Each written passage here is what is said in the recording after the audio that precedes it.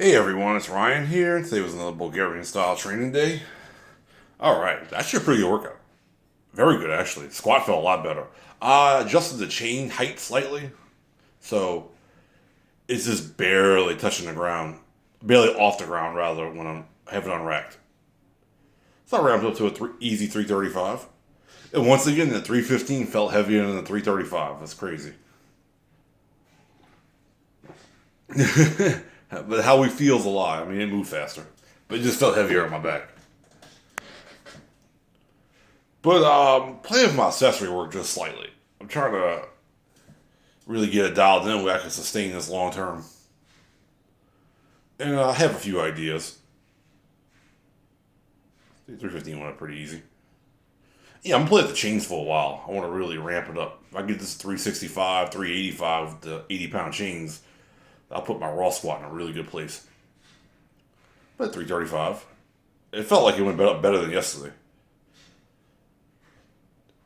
I find my squat responds very well to high frequency. My bench is a little different, but that's more to do with getting the right accessory working. Yeah, see, it went up smooth, controlled, fast, no grinding. That's what we want. Bench press was a little heavy today. I did some back off benching after, since I'm not gonna do any overhead pressing. So my first ramp up set 225.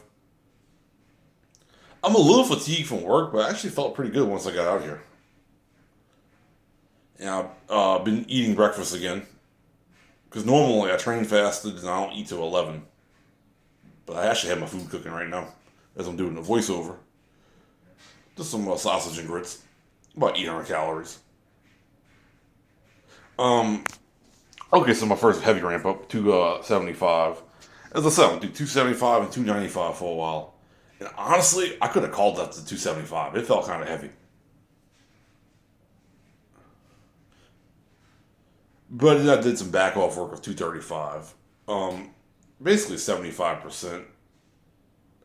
Um, Good set of five. I was looking into the Norwegian study of the powerlifters, and that's what they use. They use basically 75% of their one rep max and just train below failure. Didn't hit failure at all 6 days a week and got measurably bigger and stronger. So I kind of want to emulate that a little bit. And they drug tested athletes, and I'm not on any drugs right now.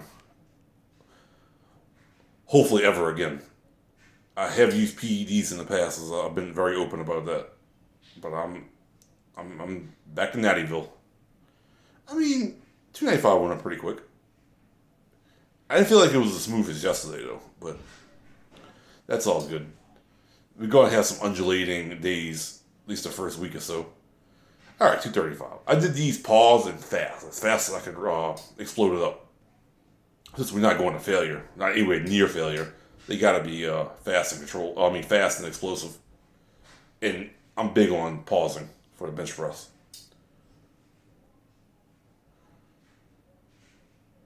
Like a speed rep almost. And that's the point. If we're not gonna hit failure, we at least gotta move the weight as fast as we can.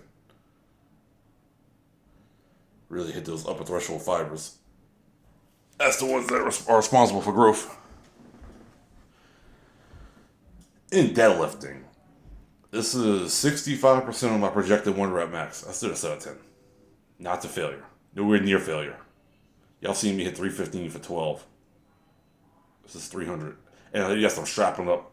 I don't want to tax my mixed grip on high frequency deadlifting like I did last time. All my heavy deadlifting is going to be raw though. I don't believe in doing heavy deadlifts for straps. But it lends itself very well to doing rep work.